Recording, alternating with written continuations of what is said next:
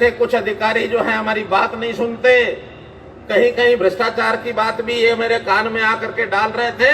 मैंने कहा मुझे लिख के दे दो, और अभी इन्होंने मुझे 4 अधिकारी लिख के दिए हैं, 4 के नाम। 15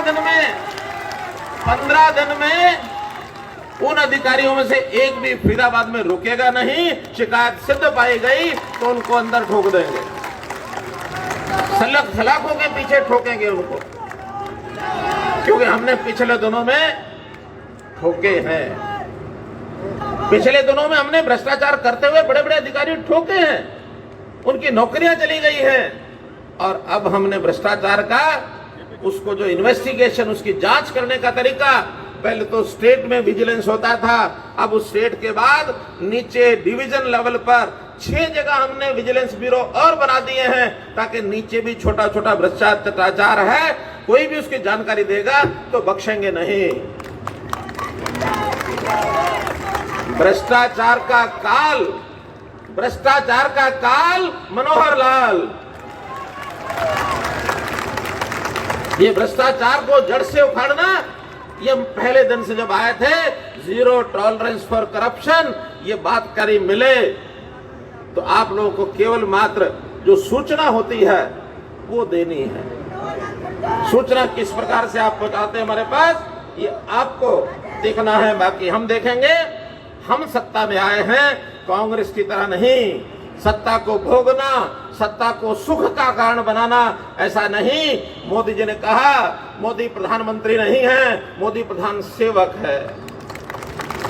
हमारा हर नेता वो आपका सेवक है। हम सत्ता को सेवा का साधन बनाएंगे, और ये आज तक कभी देश में किसी ने होने नहीं दिया।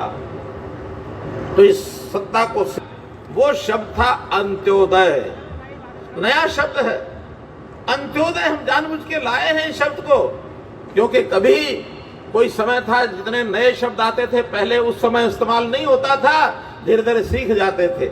इस शब्द का अर्थ क्या है? अंत्योदय, अंतिम का उदय।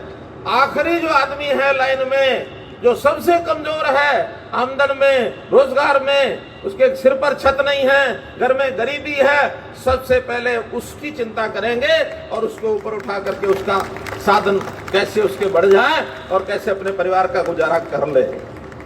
राजनीतिक ये कहते हैं कि हम जो है नीचे तक की चिंता करेंगे, आखिरी व्यक्ति तक पहुंचेंगे।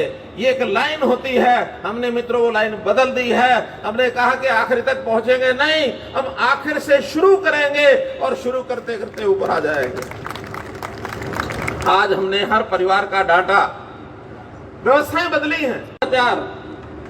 कांग्रेस जो है इस भ्रष्टाचार की कालख में लगातार जब तक उसने राज किया वो दबी रही है, और सही मायने तो भ्रष्टाचार के कारण से सारे देश में उनको एक एक प्रांत खोना पड़ गया।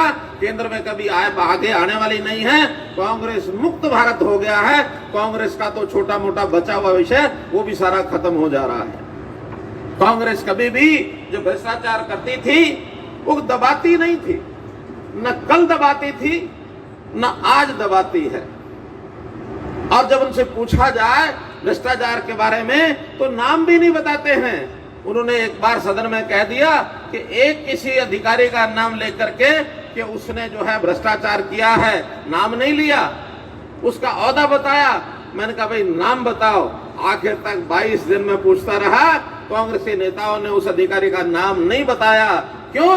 क्योंकि कहीं ना कहीं अधिकारियों के साथ उनकी भी आज सांठगांठ चलती है, अभी भी चलती है।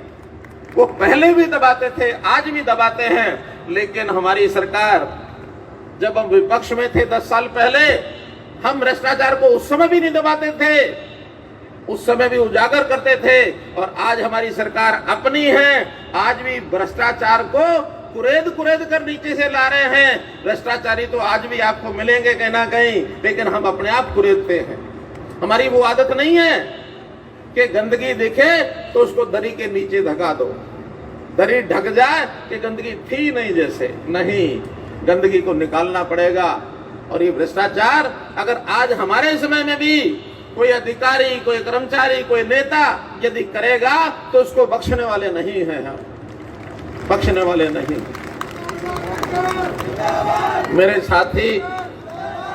मेरे साथी अभी सबकी जानकारियां और परिवार की कुल आय कितनी है, जो परिवार के ऐसे आय हमको जिनकी जांच हो गई है 1 लाख रुपए साल से कम है, हमने उनको बुला करके मेले लगाए हैं।